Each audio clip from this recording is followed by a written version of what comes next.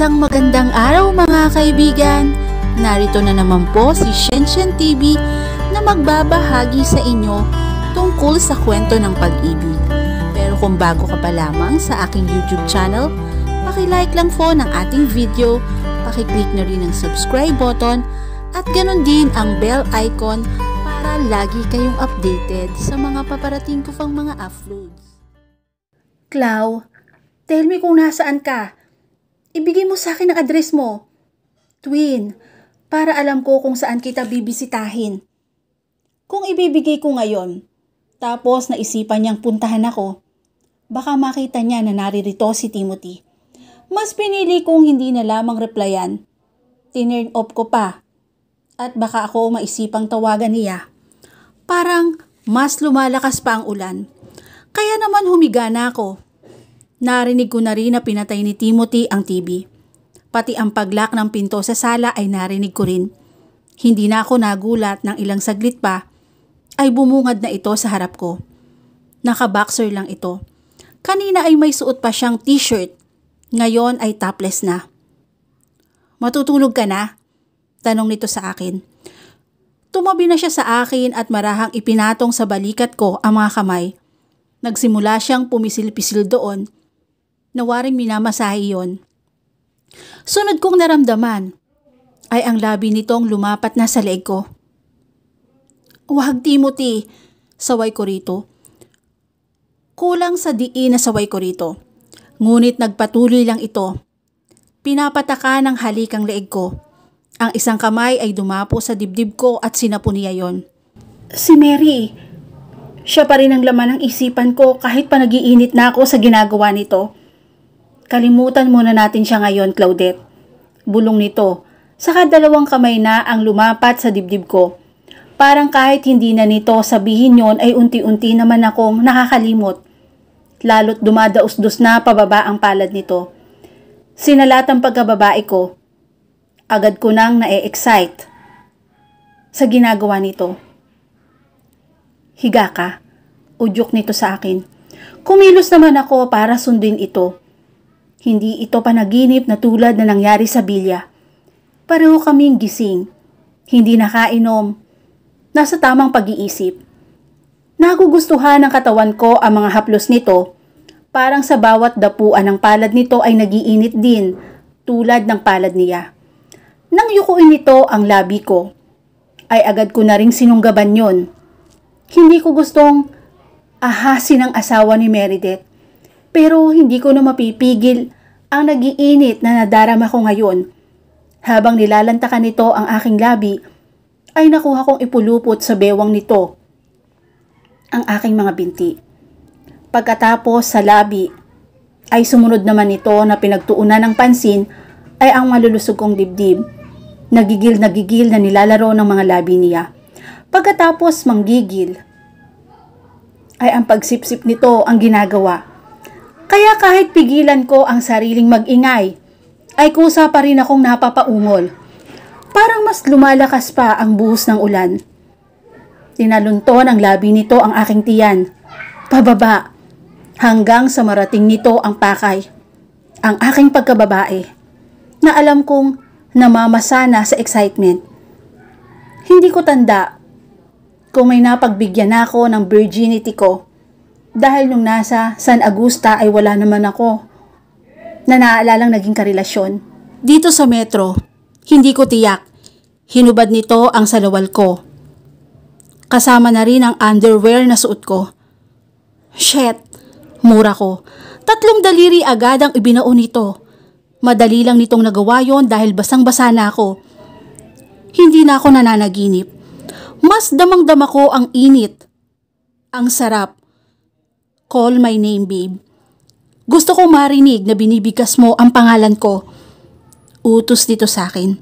Saka isinubsob ang kanyang bibig sa pagkababae ko. Impit na daing ko para akong mababaliw sa bawat hagod nito. Dikit-dikit ang apartment ni Manong Elias. Kahit malakas ang ulan, hindi ko tiyak kung sapat na ba yon para hindi kami marinig ng mga kapitbahay namin. Hindi na rin magpaawat pa ang lalaki na habang patuloy sa pakikipag lips to lips sa aking hiyas, ay marahas na naglalabas-masok ang 3 daliri nito sa aking basang butas. Para akong nakalutang sa alapaap. Lahat ng dapuan ng kamay at labi nito ay nagiging sensitibo. Nawala ang agam-agam sa isipan ko. Gusto ko to. Gusto ko ang nangyayari sa amin ngayon nito. Para ngayon ko lang nararamdaman na mababaliw ng ganito. Team, halos kapusin na. Ang hininga ko. Muli kong tinakpan ang bibig ko para pigilan ang sariling mag-ingay. Umangat na ito. Pumatong na sa akin. Hindi ko man lang napansin na nakuha na nitong ibaba ang boxer niya. Marahan nitong ikinuskos sa kahabaan sa pagkababae ko. Halos papakinan nito kanina. Ready? Tanong nito sa akin. Marahan nitong ikinuskos ang kahabaan sa pagkababae ko na halos papakinan nito kanina. Ready? Tanong nito sa akin. Marahan akong tumango rito. Nasa na yung mga pag-iwas at pagtanggi? Napakapit ako sa braso nito nang dahan-dahan itong umulos. Sabay pa kaming napaungol ng bumao na yon ng tuluyan. Saglit akong natigilan. Hindi na ako virgin. Takang-ani ko rito. Hindi ito sumagot. Nagsimula itong umulos dahan-dahan hanggang sa naging sunod-sunod na yon. Nakalimutan ko na rin na may kapitbahay kami na pader lang ang pagitan. Hindi ako binigyan nito ng pagkakataong kalmahin ang sarili ko. Niyanig ng kakaibang sarap ang buo kong sistema. Hindi ko mapagtanto noong mga oras na yon kung ano ba ang tama at mali. Basta ako at si Timothy lang ang naiisip ko. Kami lang sa mga oras na ito. Nakuha ko pang kagatin ang balikat nito nang manggigil ako at hindi na alam ang gagawin. Hindi tumigil si Timothy hanggat hindi siya napapagod. Hindi ko rin alam kung saan ako kumukuha ng lakas. Nasabayan ito sa magdamag naming pagtatalik. Tanghali na nang magising ako. Umuulan na naman. 8:00 na ng umaga. Wala na rin sa tabi ko si Timothy. Masakit ang katawan ko. Pagkatapos na magdamag na sarap, tulala lang akong nakatitig sa kisame. Ngayon pumapasok sa isip ko ang guilty sa nagawang kasalanan. Nagustuhan ko ang ginawa namin ng asawa ng kapatid ko. Isa akong makasalanang babae. Hindi dapat tularan. Kahit tinakot ako nito at blinakmail, may mga option pa rin ako. Kung gusto kong isalba ang sarili ko sa kasalanan, pwede ko namang gawin eh. Yun nga lang, kapag inamin ko kay Meredith ang ginagawang pambablackmail ni Tin sa akin, magkakasira naman sila. Mahal ng kakambal ko ang asawa niya. Hindi ko rin kayang makita itong nasasaktan. Pinunasan ko ang umalpas na luha ko. Nangingibabaw yung konsensya sa puso ko. Nang ibaling ko sa kaliwang bahagi ang tingin ko'y natigilan ako nang makita kong may isang bouquet ng pulang rosas doon. Agad akong napabangon. Pero nakuha ring ibalik ang nalaglag na kumot para takpan ang dibdib. Dinampot ko rin ang bulaklak at kinuha ang nakaipit na letter sa mga bulaklak. It's a wonderful night, babe. Need to go to work muna. Uuwi ako sa'yo mamaya. Kaya niyang mag-effort na mag-iwas ng bulaklak para sa akin. Bakit hindi na lang niya ibigayan sa kanyang asawa? Bakit sa akin pa? Ipinatong ko ulit yon sa kama saka ako bumangon. Dinampot ang mga damit kong nagkalat. Saka inilagay yon sa laundry basket. Nanguha rin ako ng pamalit at pumasok na sa banyo. Amoy na amoy ko ang sarili ko. Pati ang amoy ni Timothy ay naaamoy ko rin sa katawan ko. Kinumpirma ng nangyari sa amin kagabi na hindi ako birhen. Pero sino nga ba ang nakakuha noon? Natapos akong maligo. At nagbihis na yon. Iyon lang ang laman ng isipan ko. Nang tunguhin ko ang kusina sa tabi lang naman ng banyo, ay nakita kong may nakahanda na na pagkain doon. Nakuha niya pa akong ipaghanda ng pagkain. Hindi naman kailangan. Pero ganun yata talaga ito. Marunong mag-alaga at mag-asikaso. Nakakatakot. Nakikita ko lalo ang mga good qualities nito na hinahangaan ng maraming babae sa isang lalaki. Wake up, Claudette. Hindi ka dapat mahulog sa tao na yon. Mas lalo ka lang mahihirapan na lumayo kung mamahalin mo siya. Pag-aari na siya ng iyong kapatid. Isang malaking kasalanan na mahalin ang taong nakatali na sa iba. Worse is, asawa pa yon ng kapatid mo. Mariing ani ko sa sarili. Kailangan kong matauhan. Gwapo ng asawa mo. Marami sigurong naghahabol na babae at bading doon, no? Pasalamat ka't maganda ka. Kung hindi, baka ipagpalit ka lang din noon. Nanananghalian ako rito sa karinderya ni Aling Emily. Wala pang ibang customer, kaya may oras itong makialam ng buhay ng may buhay. Hindi ko naman asawa yun eh. Pero dahil iyon nga ang alam ng matanda, hindi ko na lang itinama. Hindi ko kayang tanggapin ang mga panghuhusga kapag ka nalaman nakabit lang ako. Hindi ko ginustong maging ganon, pero sa takbo ng mga nangyayari sa amin ni Timothy, kahit tumanggi ako sa mga offer niya, maituturing pa rin na another woman ako dahil may nangyari na sa amin. Naglalaan siya ng oras para sa akin. Alam mo ba bago siya pumasok sa sasakyan niya, kaninang umaga, nagpunta pa siya rito, ibinilin ka niya. Ano pong sabi niya? Natignan-tignan daw kita kasi baka daw manibago ka rito sa lugar. Sabi ko naman, ako nang bahala sa'yo. Well, una kong nakita yang si Timothy nung nakarang linggo. Chine-check niya yung bahay na yan. Hands-on yung asawa mo, no? Napayuko ako. Planado talaga nito ang lahat. Ang sasakyan taxi na nilulanan ko noong umalis ako sa resort, ang pagkasunog ng apartment at yung pag-offer ni Manong Elias ng bahay niyang pauupahan. Alam talaga nito na laruin ang larong sinimulan niya. Bago ko pa magawa ang mga nasa isip ko, naunahan niya na ako. Hindi mo na rin pala talaga kailangan magtrabaho. Sarap ng buhay mo. Wala pa kayong anak niyan. Nilalangaw na po yung paninda nyo. Bugawin nyo muna po. Pag-iiba ko ng usapan. Kumilos naman ang matanda. Tamang-tama na may dumating na customer. Nagkatitigan pa nga kami ng pumwesto ito sa kabilang mesa. Ako ang agad na nag-iwas ng tingin. Gwapo ang lalaki. Moreno, pawisan pero mukha pa ring mabango. Noel, buti naman dito ka kumain ngayon. Nabalitaan kong madalas ka roon sa kabilang karinderya dahil may chicks doon ano? Aling Emily, hindi yan totoo. Ako nga ang may nabalitaan na may bago kang customer dito na maganda. Sabay sulyap sa akin. Nako, ito bang si Claudette?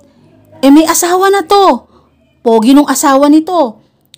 Pogi rin naman ako Aling Emily, hindi yan totoo. Ako nga may nababalitaan na may bago kang customer dito na maganda. Sabay sulyap sa akin. Nako, ito bang si Claudette? May asawa na to. Pogi nung asawa nito. Pogi rin naman ako. Aling Emily, ipakilala mo naman ako Binaliwala ko lang ang usapan ng mga ito kahit pa nabanggit ang pangalan ko. Nagpatuloy ako sa pagkain. Claudette, tawag ng ginang, pero hindi ko to tinignan. Dapat pala'y nagkasya na lamang ako sa delata at yung tirang ulam kaninang umaga. Dapat mag-stay na lang ako sa bahay.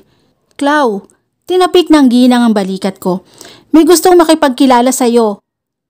Pogi rin naman Itong bata ko Sinulyapan ko ang ginang.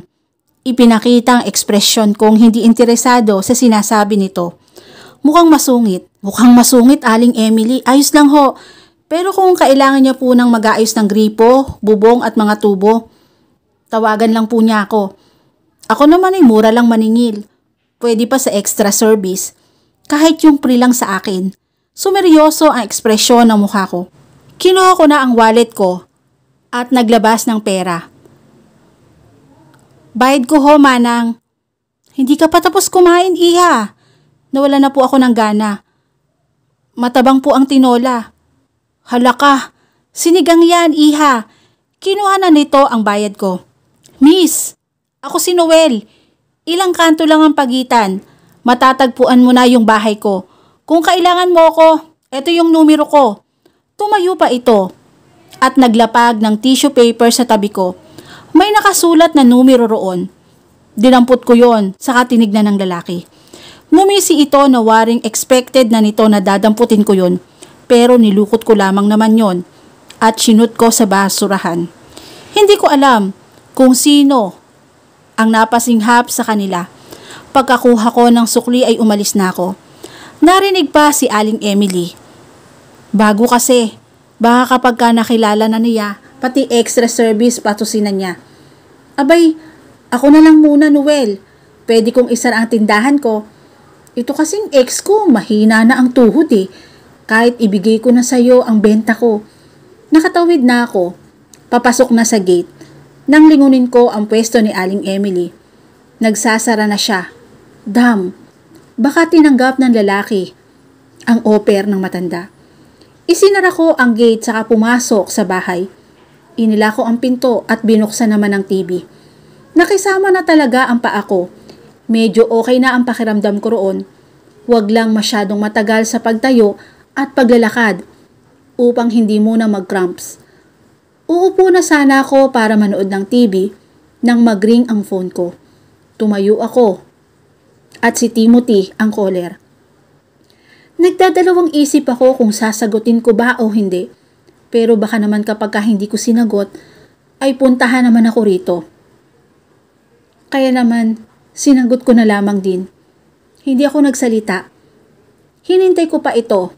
Babe, naupo ako sa couch. Nag-lunch ka na ba? Kaswal na kaswal kung magtanong. Akala mo talaga maayos ang ugnayan namin. Oo, tipid na sagot ko. Magpapakabit tayo ng CCTV dyan para ma-check ko kung okay ka sa tuwing wala ako. Timothy, stop!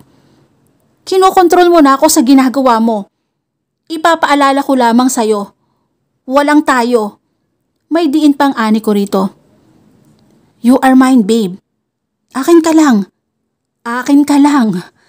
Tumawa pa ito na mas ikinainis ko. May niyang mukha niya.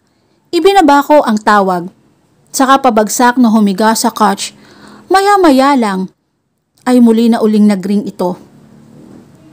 Ano ba? Tawag ka ng tawag. Uuwi na ako. Kain tayo sa labas. Mag-ready ka na para alis agad tayo pagdating ko. Ayoko. Gusto mo ba ako pa ang magtanggal ng damit mo? Tapos ako na rin ang magbihis. Muli kong pinutol ang tawag. Alam kong posible nitong gawin yon.